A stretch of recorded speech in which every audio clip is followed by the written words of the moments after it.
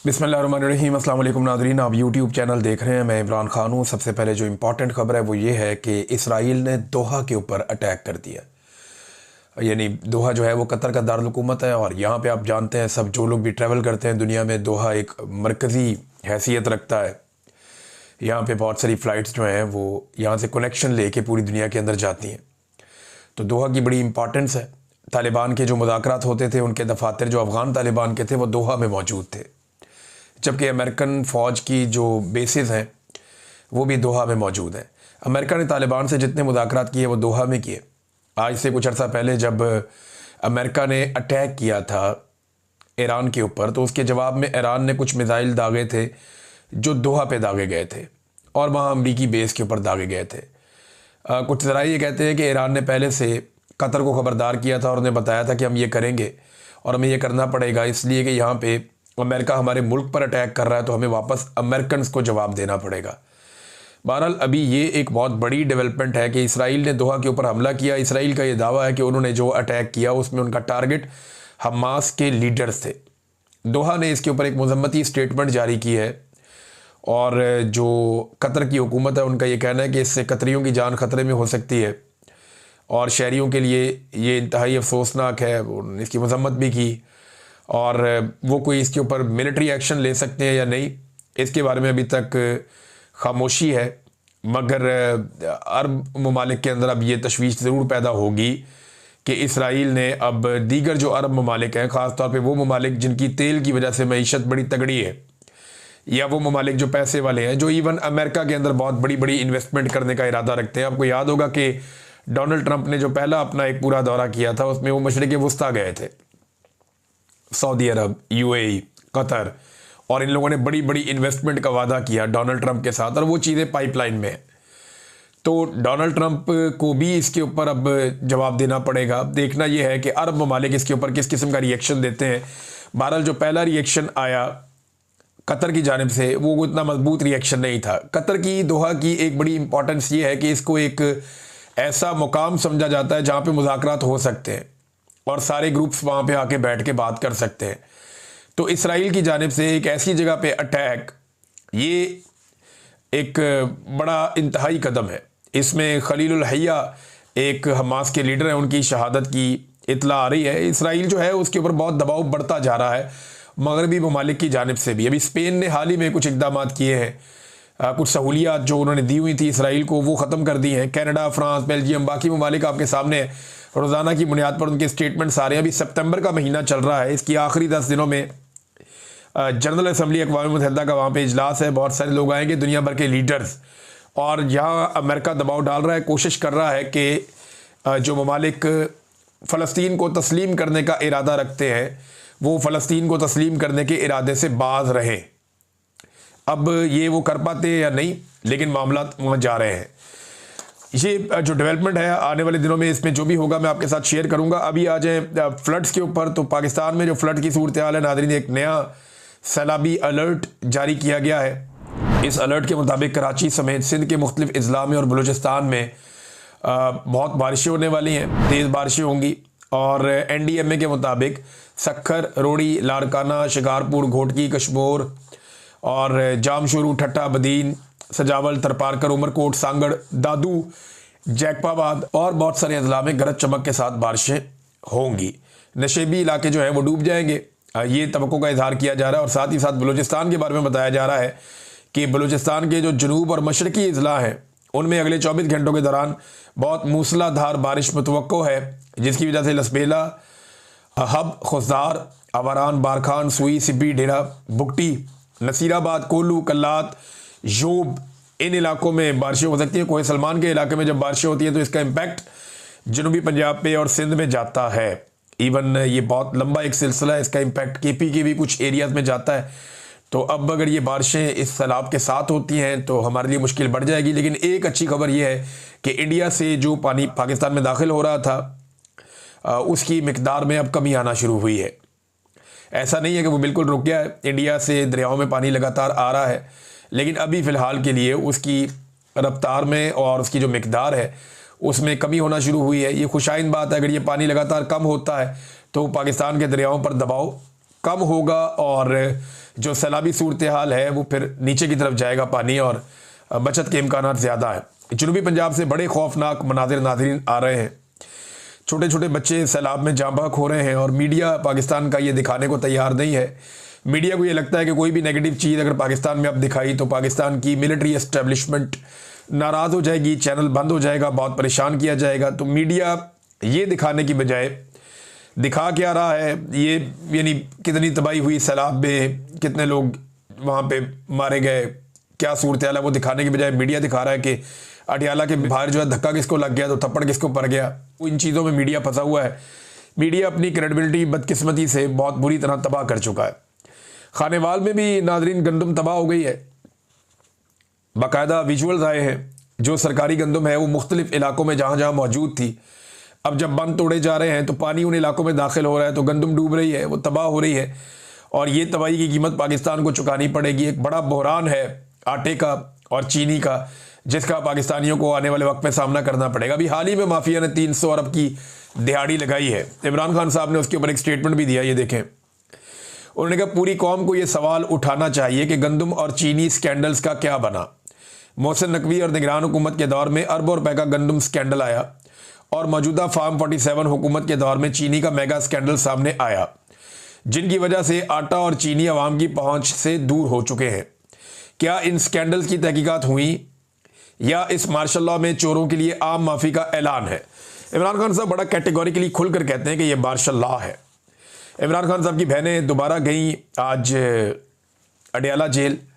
इमरान खान से मुलाकात का दिन था। वहाँ पे हमारे कुछ जर्नलिस्ट हैं, उनके ऊपर पुलिस ने टॉर्चर किया। देखिए, कल जो हुआ वो नहीं होना चाहिए था।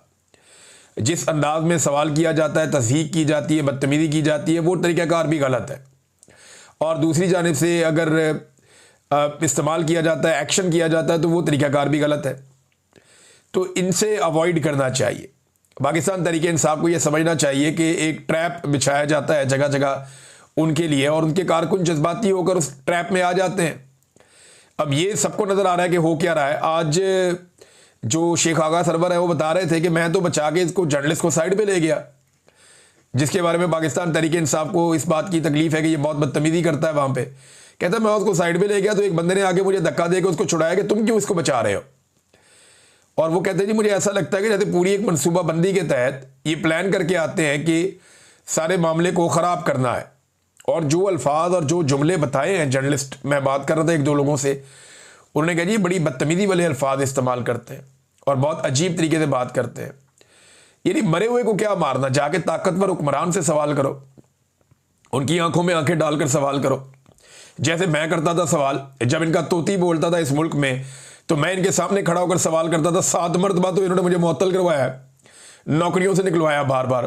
पहले भी पुरानी बात है जब मैं रिपोर्टिंग करता था। तो ये कलमा हक अगर कहना है तो जालिम हुक्मरान के सामने कहना है। एक मजलूम बहन से जाकर आप क्या पूछते हैं? आज अलीमा खानम ने जवाब भी दिया जो सवालात उठाए जा रहे थे, और बड़ा कैटेगोरिकली उन्होंने कहा जी कि कोई चीज़ है तो सबूत है मेरे खिलाफ लेकर आए आप, और हम तो सिर्फ अपने भाई के लिए आती हैं। अब अलीमा खानम वहाँ पहुंची तो उस्मान चौधरी और हसनैन रफ़ीक साहब, क्योंकि देखिए डिजिटल मीडिया ही कवरेज करता है पाकिस्तान तहरीक इंसाफ की। तहरीक इंसाफ को ये बात समझनी पड़ेगी कि उनकी कवरेज नहीं की जाती रेगुलर मीडिया की जानिब से। अगर रेगुलर मीडिया आता भी है अपने कैमरे लेकर तो वो जो भी कवर करके ले जाते हैं वो उसमें से कोई कीड़ा निकालते हैं, कोई नेगेटिव चीज़ ढूंढते हैं और उसको टीवी पे चलाने की कोशिश की जाती है। अदरवाइज कोई भी पॉजिटिव खबर या उन्होंने क्या कहा, वो क्या कहना चाहते हैं या उनका मौक़िफ़ क्या है, पाकिस्तान तहरीक इंसाफ का नहीं चलता पाकिस्तान के मीडिया पे। ये तो बिल्कुल एक क्लियर है और एक सच्चाई है, हम सब इसको जानते हैं। तो जब वो चला ही नहीं सकते तो वो आते क्यों हैं? ये पाकिस्तान तहरीक इंसाफ को चाहिए कि वो पाकिस्तान के मीडिया को, जैसे आप इन्विटेशन देते हैं ना कि मीडिया आए और कवरेज करे, तो पाकिस्तान तहरीक इंसाफ को कहना ये चाहिए कि मीडिया ना आए और कवरेज ना करे। उसकी वजह यह है कि भाई जब वो आपने कवरेज करके भी नहीं चलानी तो फिर आपके आने का फ़ायदा क्या? पाकिस्तान तहरीक इंसाफ की जो कवरेज है वो सारी डिजिटल मीडिया के लोग करते हैं और सोशल मीडिया के ज़रिए से पूरे पाकिस्तान में उनकी आवाज़ पहुंचती है। डिजिटल मीडिया बताता है कि जनाब पाकिस्तान तहरीक इंसाफ के लीडर्स ने आज ये कहा वो कहा, और वो सारी चीज़ें होती हैं। अब उस्मान चौधरी और हसनैन रफ़ीक साहब, ये दोनों, इन पे तशद्दुद भी किया पुलिस ने, इनका सामान भी छीन लिया। अब ये डिजिटल मीडिया के हमारे जर्नलिस्ट हैं, क्या सहाफ़ी इसके ऊपर एहतजाज करेंगे? क्या सहाफ़ती तंजीमें ये कहेंगी कि पुलिस ने इन पर टॉर्चर क्यों किया, इनका सामान और इनकी चीज़ें क्यों छीनी? बार बार पुलिस ने ज्यादती की है। मैं कल कुछ नाम लेना भूल गया था। समीना पाशा साहबा को नौकरी से निकाला हुआ है, काशी वबासी का प्रोग्राम बंद किया हुआ है। इस पर कौन आवाज़ उठा रहा है, कौन एहतजाज कर रहा है? कोई भी नहीं कर रहा। एस्टेब्लिशमेंट जिसके खिलाफ है उसके हक में सहाफ़ी तंजीमें भी नहीं निकलती। मुझे जबरी तौर पे लापता किया, कौन निकल के क्या किया किसी ने? चंद एक जगहों पे मेरी अपनी फैमिली के लोग बताते कहते यार कुछ भी नहीं, लोग मीडिया तो तेरा खड़ा ही नहीं होता था। तो हम हर जगह जाते थे, हर जगह पे जाके हमने मीडिया के लिए आवाज़ उठाई है। शहीद अरशद शरीफ के लिए इन्होंने क्या किया मीडिया ने? हमारे जमील फारूकी साहब हैं, कितने अच्छे इंसान है वो। जमील फारूकी के साथ देखें क्या हरकत की इन्होंने। वो हंसता खेलता नौजवान है एक, उसको इतनी बदतमीजी की, उसको वहाँ पे कपड़े उतारे उसके, सारा कुछ, लेकिन उसके लिए किसी ने कोई एहतजाज किया? नहीं किया। बदकिस्मती है ना ये। तो जहाँ पे एस्टेब्लिशमेंट चाहती है वहाँ पे तंजीमें भी इकट्ठी होकर एहतजाज कर देती हैं। थोड़ा सा तंजीमों को चाहिए अपने पैरों पर खड़े हो जाएं और अपनी सहाफ़ती बरादरी को इकट्ठा करें, वरना हम डिवाइड होते होते बहुत कमज़ोर हो जाएंगे। अलीमा खानम जो जेल के बाहर आई, कारकुनों की बहुत बड़ी तादाद पहुंची और उन्होंने मुतालबा किया कारकुनों ने कि अलकादर वाला केस इस्लामाबाद हाई कोर्ट फौरी तौर पे मुकर्रर करे, क्योंकि अलकादर में अगर इमरान खान साहब बाहर आते हैं तो फिर वो उनकी रिहाई हो जाएगी।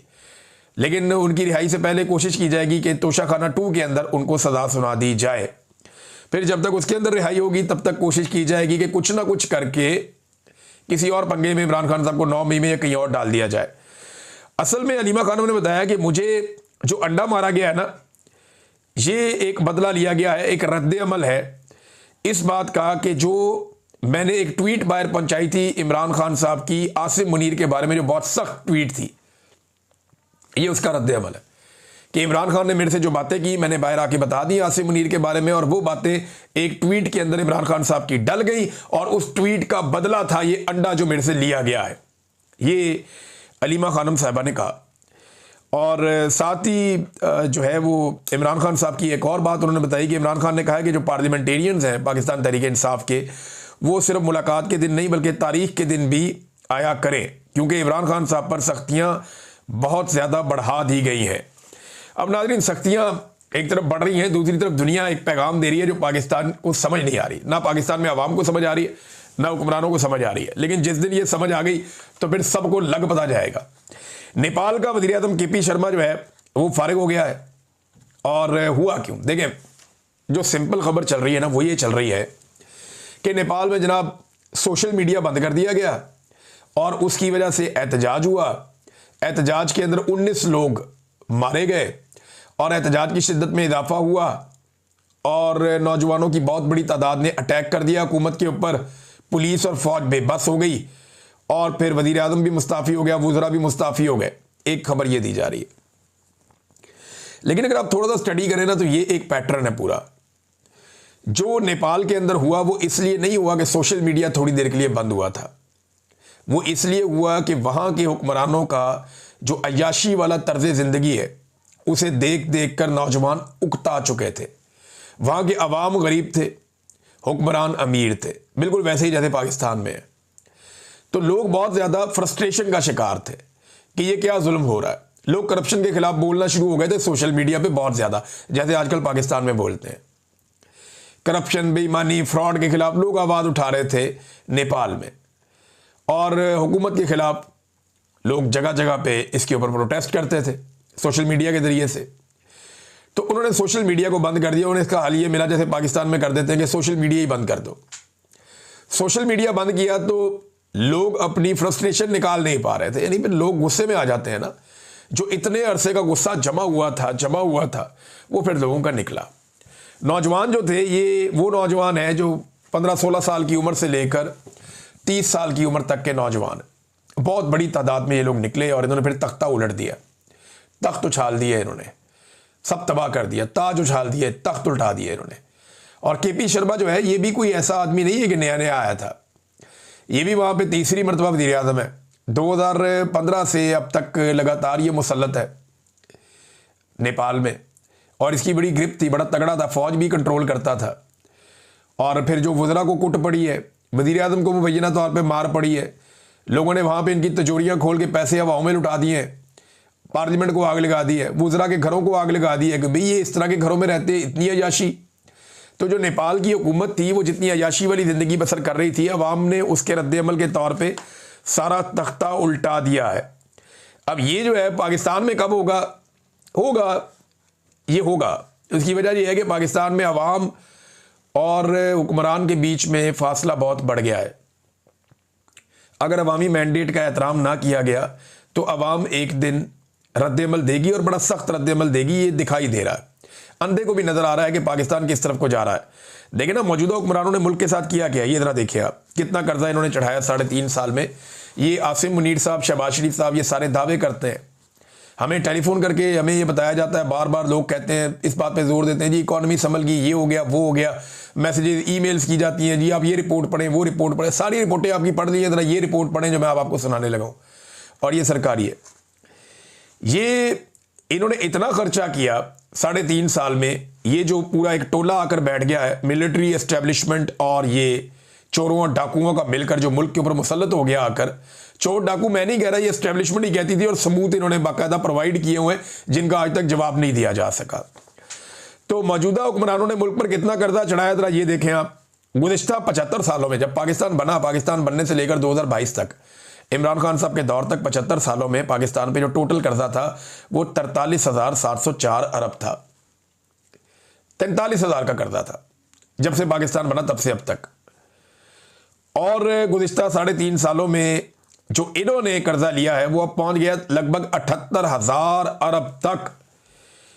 यानी 43,000 से उठाकर 78,000 तक, लगभग जितना कर्जा पाकिस्तान बनने से लेकर 75 सालों में लिया पाकिस्तान ने। और उन 75 सालों में डेवलपमेंट्स आप देख लें, मंगला, तरबेला, मोटरवेज, बेशुमार मोटरवेज तो मुराद सईद बनाकर गया, सबसे लंबे लंबे प्रोजेक्ट है। परवेज मुशर्रफ का पूरा दौर, बहुत सारे बिजली बनाने के कारखाने, एयरपोर्ट्स, ट्रेनें, बेशुमार चीजें पाकिस्तान ने बनाई पाकिस्तान बनने से लेकर 2022 तक। 2022 से लेकर अब तक पाकिस्तान में कोई मनसूबा बना? नहीं बना। 2022 से लेकर अब तक पाकिस्तान में कोई डैम बना? नहीं बना। 2022 से लेकर अब तक पाकिस्तान में कोई बहुत बड़ा कोई प्रोजेक्ट आया? नहीं आया। 2022 से लेकर अब तक पाकिस्तान में कोई एक ऐसा नया बड़ा मनसूबा आया हो जिसको हम कह सकेंगे ये दुनिया के सामने हमने रखना है? तो नहीं हुआ। तो जिस दौर में बहुत काम हुआ उस दौर का सारा कर्जा 43,000 अरब, और जिस 3.5 साल में कुछ नहीं हुआ उसका कर्जा 34,000 अरब। अंदाजा करें आप, इन्होंने कैसा चूना लगाया पाकिस्तान को कि जितना पैसा पाकिस्तान बनने से लेकर 75 सालों में हमने लिया उतना पैसा इन्होंने 3.5 साल में ले लिया। और पिछली सारी तरक्की और प्रोजेक्ट आपके सामने, और उन्होंने उन 3.5 सालों में कख नहीं किया। ये पैसा गया कहां? इनसे सवाल पूछेंगे, इनका गिरबान पकड़ेंगे पाकिस्तानी, इनको जवाब देना पड़ेगा। जैसे आज नेपाली फंस गए, जैसे कल बांग्लादेशी फंस गए थे, जैसे अफगानिस्तान के हुक्मरान जुतियां छोड़ के भागे थे, जिस तरीके से श्रीलंका में वहां की एक रवायती सियासी खानदान और जमातों को लोगों ने पैरों तले रोन दिया था, इन्हें भी जवाब देना पड़ेगा। ये सिर्फ जो आखिरी महीना ना, इसके अंदर इन्होंने 1,843 अरब का कर्जा लिया। मुझे बताएं क्या किया इन्होंने? सिर्फ एक जापान का दौरा हो गया, एक का चाइना का दौरा हो गया, एक इधर चला गया, एक उधर चला गया। इनको सैर सपाटे के अलावा काम ही कोई नहीं। आर्मी चीफ को भी इसी काम पे लगा दिया इन्होंने। और अब ये सारा कुछ करने के बाद अमेरिका के साथ इन्होंने एक जो रेयर अर्थ मिनरल्स हैं उसका एक मुआहदा कर लिया, और मुआहदा किया कि इसके जरिए NLC के जरिए भी फौज का एक इदारा है। अब ये बड़ी खुशियां मनाएंगे, सोना, तांबा, ज़खायर, रेयर अर्थ मिनरल्स, ये सारे अब हम अमेरिका को देंगे।